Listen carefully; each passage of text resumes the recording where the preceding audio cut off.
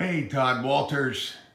This is Jan Castner, Platinum member and coach up here in Pennsylvania on a snowy Sunday. That's my pool up there and the steps leading up to it. This is my home office.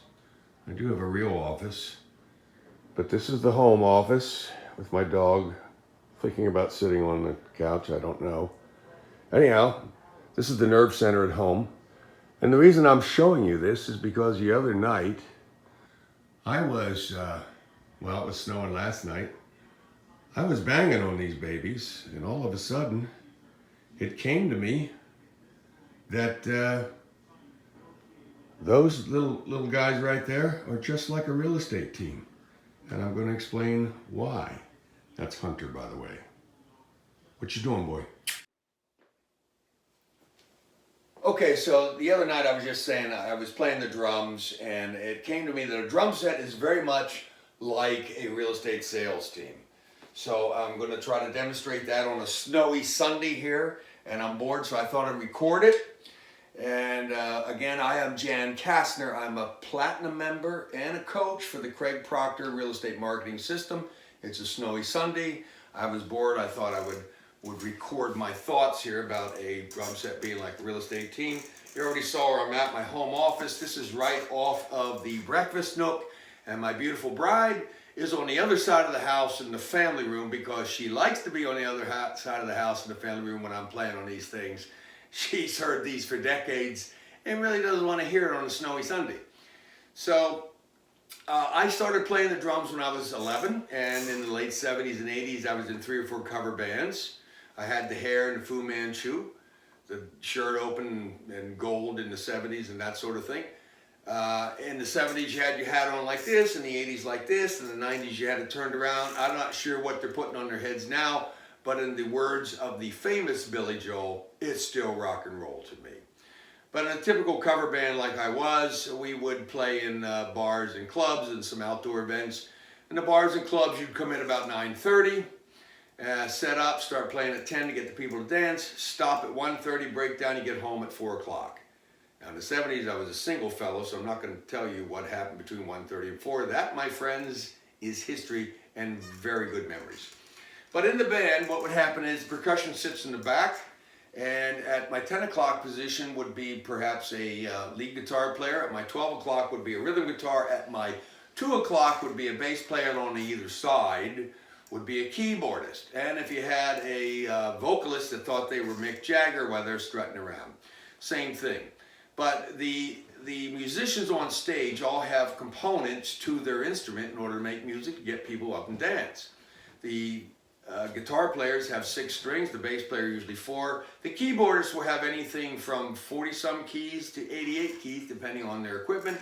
I also have components. I have a bass drum here, snare drum, tom-tom, mid-tom, floor tom, sizzle cymbal, crash cymbal, and the almighty hi-hat.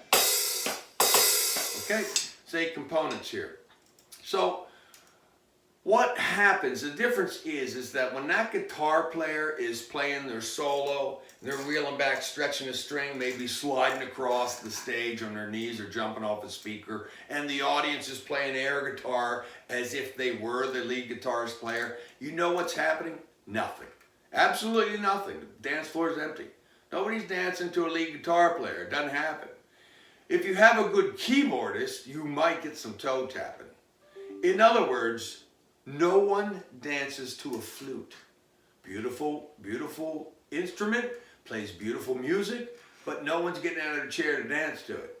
Okay, maybe a ballerina. I'll give you that. A ballerina might dance to a flute. No, my friends, what they dance to is this. This is what's going to dance. Now, so this is why I liken it to a team. But before I go there, for those of you that are solo practitioners, which I was for many years, and I only have a small team right now, but for those of you that are solo practitioners, what I'm going to show you, you're going to be doing on one drum. It's called a conga drum, man. Hey, a good conga drum player can get people out of their seats and get them dancing. Maybe the samba, the la bamba, the limbo, but a good conga player can get them out of their seats. They just doing everything on one drum.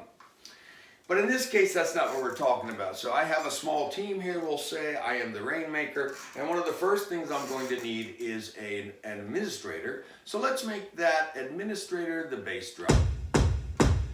Just comes in from 9 to 5, does its thing, makes sure everything's working in the back there. Then I might want to hire an ISA to make some calls. Maybe another ISA to make 4 times as many calls.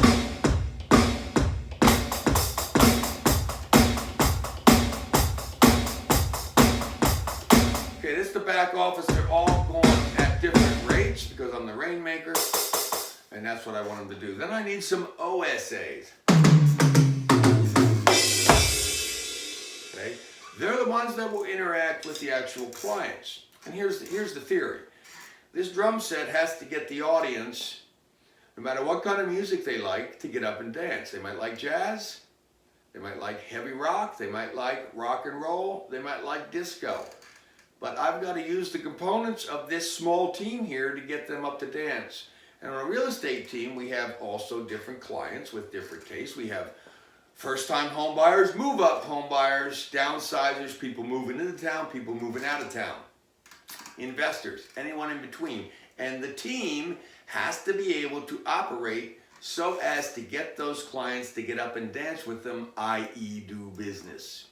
So this is an electronic drum set, which means I can set it to a rock set or a jazz set or whatever I want. But more importantly, it has about a little over 200 songs programmed into it so that I don't have to have a band next to me to practice.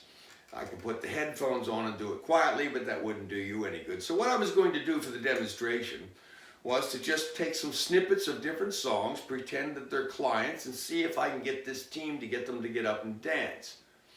And I also have a magic music machine over here that picks random music. Most times I have no idea what the song is, and I'll practice that. But I'm going to do 3 or 4 songs and see if we can get this team to react. So let me pick a song here.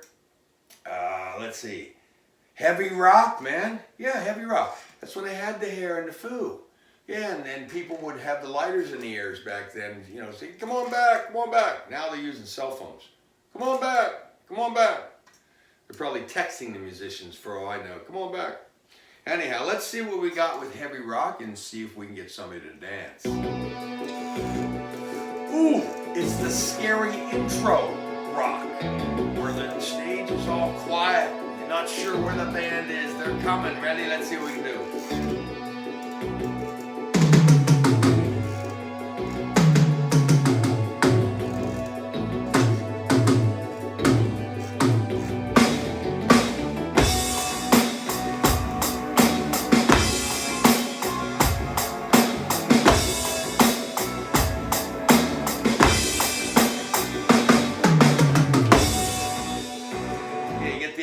That was probably a terrible song to pick as the first song because I probably wouldn't have danced to that, but maybe somebody would have slugged around on the floor there. Let's try another one here, something that might, how about Southern Soul? Somebody from the South is going to move to Pennsylvania. That's not going to happen, but let's pretend that somebody's moving into town. So let's see what kind of a client that is. That's a whole different client now, isn't it? Let's see what we can do with this team.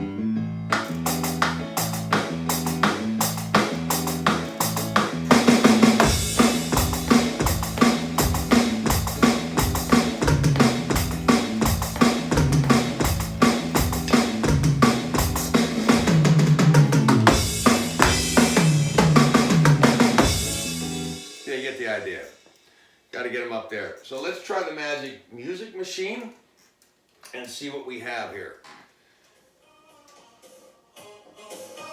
Oh my. Here we go.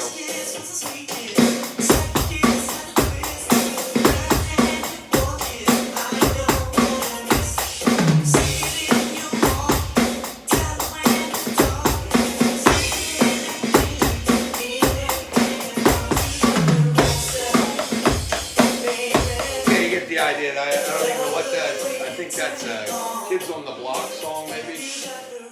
I'm going to finish up with this little snippet here. We're going to pick one more song, and I will fade out on that.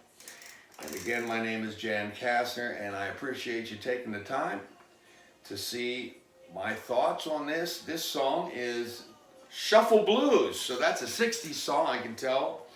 That means the client on this would be a downsizer, old people. In other words, I got to get them up not just to dance, but to shuffle around on the dance floor. So again, I'm Jan Castner. I'm going to fade out on this one. Thanks for watching.